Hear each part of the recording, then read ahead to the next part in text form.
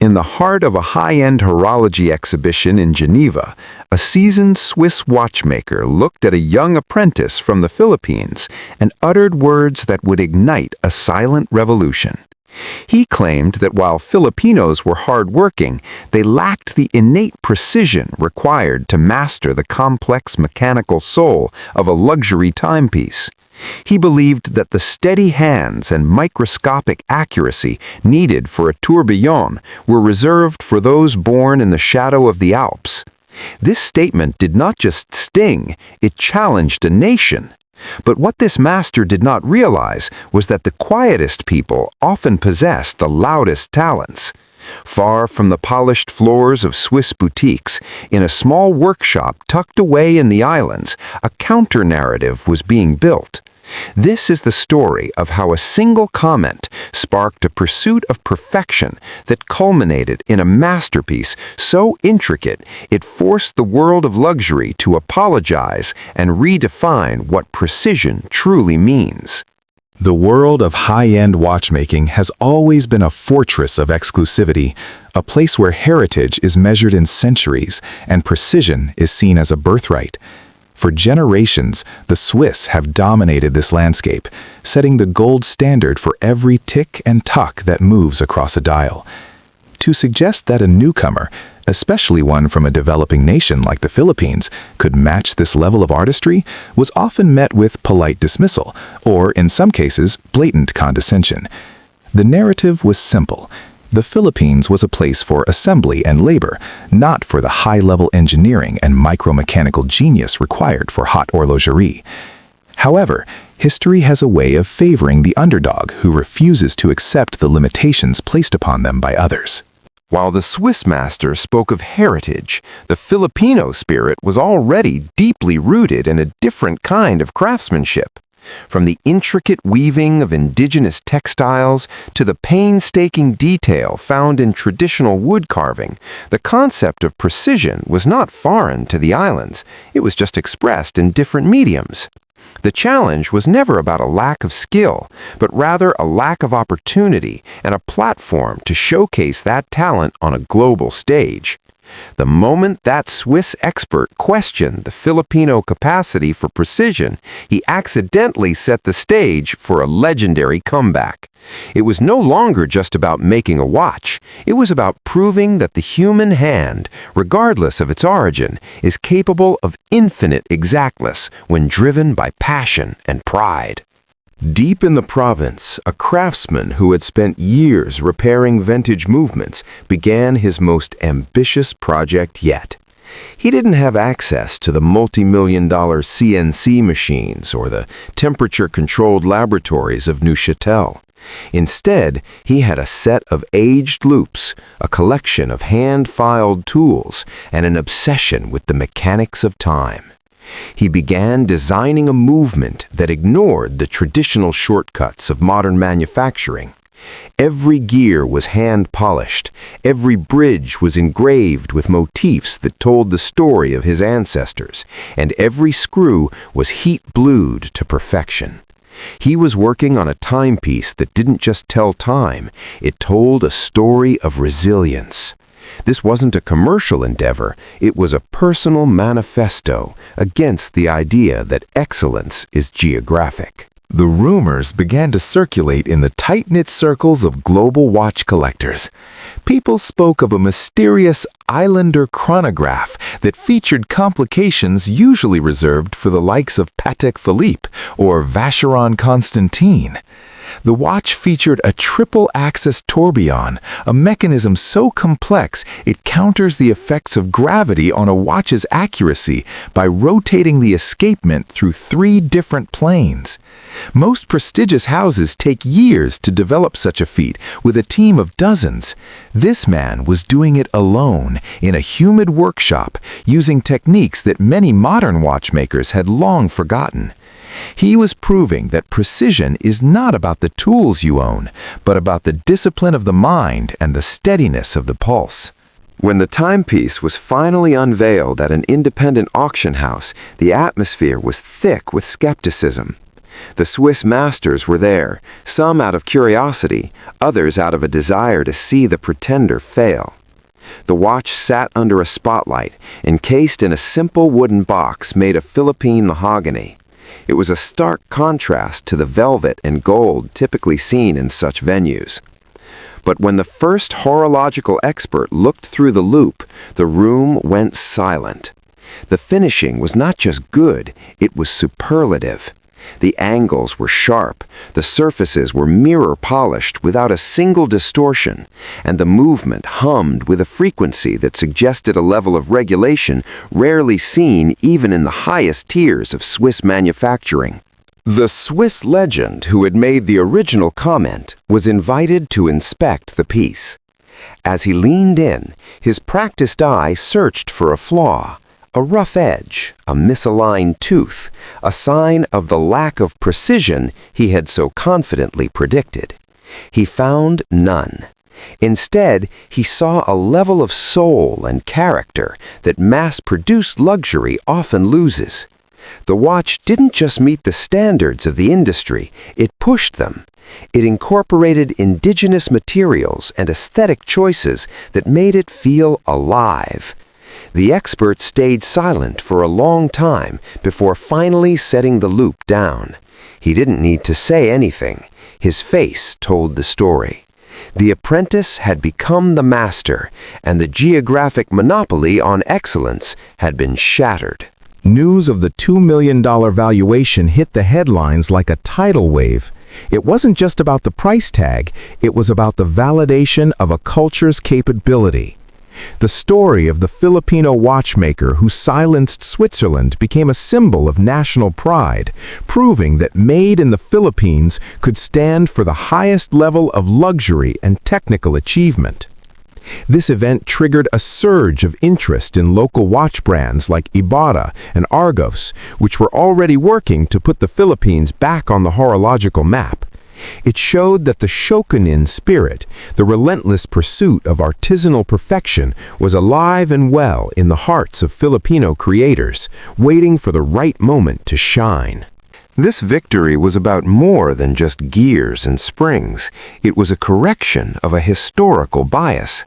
For too long, the narrative of global craftsmanship had been Eurocentric, ignoring the immense talent residing in the East. By mastering the most difficult challenge in the world of mechanics, the Filipino craftsman proved that precision is a universal language. It is a language of focus, of thousands of hours spent in solitude, and of a refusal to let anyone else define your potential.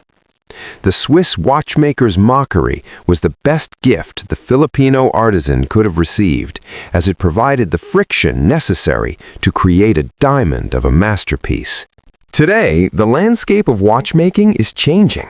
Collectors are looking beyond the traditional borders, seeking out independent makers who bring something new to the table. The Philippines is no longer seen as just a consumer market for luxury goods, but as a potential powerhouse of creation. The success of this one masterpiece opened doors for young Filipino engineers and artists to believe that they too can compete at the highest level. It taught the industry a valuable lesson: never underestimate a craftsman who has something to prove. In the world of time, it is not the heritage of the past that matters most, but the precision of the present and the vision for the future. The legacy of this story continues to inspire a new generation of Pinoy horologists. They are combining modern technology with traditional sensibilities, creating timepieces that are increasingly being recognized at international awards. The initial skepticism of the old world has been replaced by a growing respect.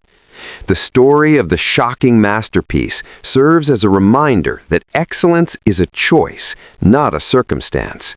Whether it is in a high-tech lab in Geneva or a small workshop in Manila, the pursuit of the perfect second is a journey that knows no borders. The tick of a watch is the same in every language, and the precision required to make it happen is a human achievement, first and foremost. The legacy of this story continues to inspire a new generation of Pinoy horologists.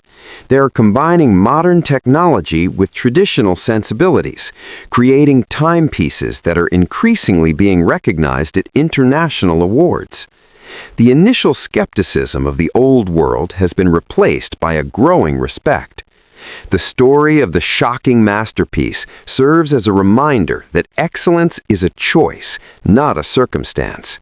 Whether it is in a high-tech lab in Geneva or a small workshop in Manila, the pursuit of the perfect second is a journey that knows no borders. The tick of a watch is the same in every language, and the precision required to make it happen is a human achievement, first and foremost. Reflecting on the journey from a dismissive comment to a multi-million-dollar triumph, we see a pattern of resilience that defines the Filipino identity. It's the ability to take a negative perception and flip it into a driving force for greatness. The Swiss expert's words acted as a catalyst, transforming a quiet passion into a world-class statement. The resulting timepiece remains a legend in the collecting community, not just for its technical specs, but for the barrier it broke. It stands as a testament to the fact that talent is evenly distributed across the globe, even if opportunity is not. When the two finally meet, the results are always spectacular. The impact of this event reached far beyond the auction house.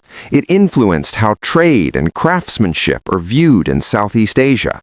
It encouraged investments in local manufacturing and specialized vocational training, ensuring that the skills demonstrated by one man could be passed down to many.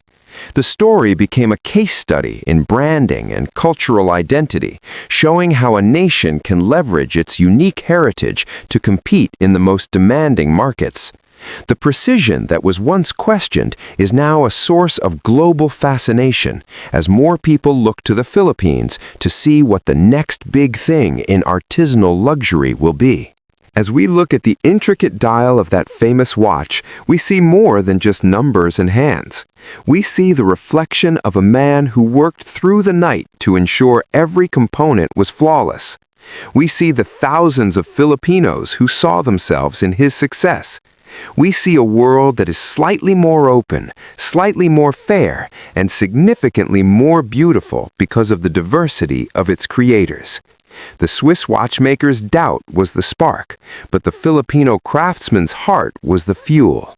Together, they created a moment in history that will be remembered every time a high-end watch is held up to the light for inspection. The master watchmaker in Switzerland eventually sent a letter of commendation to the artisan in the Philippines. It wasn't a formal apology, but it was an acknowledgement of a peer. He recognized that the level of finishing on the Islander movement was something he hadn't seen in decades. This gesture closed the loop on a controversy that had started with a misunderstanding of a people's potential. It proved that in the end, quality is the only argument that matters. You cannot argue with a tourbillon that keeps perfect time, and you cannot deny the skill of the hand that built it. The bridge between Geneva and Manila had been built, one gear at a time. The master watchmaker in Switzerland eventually sent a letter of commendation to the artisan in the Philippines. It wasn't a formal apology, but it was an acknowledgement of a peer. He recognized that the level of finishing on the Islander movement was something he hadn't seen in decades. This gesture closed the loop on a controversy that had started with a misunderstanding of a people's potential. It proved that in the end, quality is the only argument that matters. You cannot argue with a tourbillon that keeps perfect time, and you cannot deny the skill of the hand that built it. The bridge between Geneva and Manila had been built, one gear at a time. This narrative reminds us that every time someone tells you that you lack the precision or the heritage to succeed, they are merely projecting their own limitations. The only limits that exist are the ones we accept. The story of the Filipino watchmaker is a universal one, a story of proving the doubters wrong through the sheer force of excellence. It is a reminder to keep refining your craft, keep polishing your skills, and keep pushing the boundaries of what is possible. Because one day, the world will stop to look at what you've created, and they will be shocked by the precision of a soul that refused to be told no. In the grand clockwork of human history, these moments of cultural breakthrough are the jewels that keep the mechanism running smoothly. They provide the inspiration needed for the next person to pick up a tool and try something impossible. The Philippine watchmaking scene is currently undergoing a renaissance, with creators pushing into digital and mechanical hybrids, sustainability, and high complication designs. They are no longer asking for a seat at the table, they are building their own table, and the world is eagerly waiting to see what they will create next. The precision that was once doubted is now the standard to watch. The masterpiece that started it all is now housed in a private collection, but its influence is felt every day. It serves as a North Star for makers across all industries, not just horology. It proves that whether you are coding a software, designing a building, or carving a wooden watch, the level of precision you bring to your work is a reflection of your respect for yourself and your audience. When you aim for the $2 million standard, you elevate everyone around you. You turn a simple object into a symbol of what humanity can achieve when we focus on the small details that make a big difference. As we conclude this exploration of a legendary rivalry and its surprising outcome, we are left with a sense of wonder at the capacity of the human spirit. The shocking turn of events wasn't just that a Filipino made a great watch, it was that the world was surprised by it. The true miracle was the shift in perception that allowed us to see the brilliance that was there all along. The Swiss may have invented the modern watch, but the spirit of precision belongs to everyone. And as long as there are craftsmen willing to pursue perfection, the story of the underdog will continue to be the most compelling story of all. We can only imagine what the next great masterpiece will be. Perhaps it is being worked on right now, in a quiet corner of the world, by someone who was told they didn't have what it takes.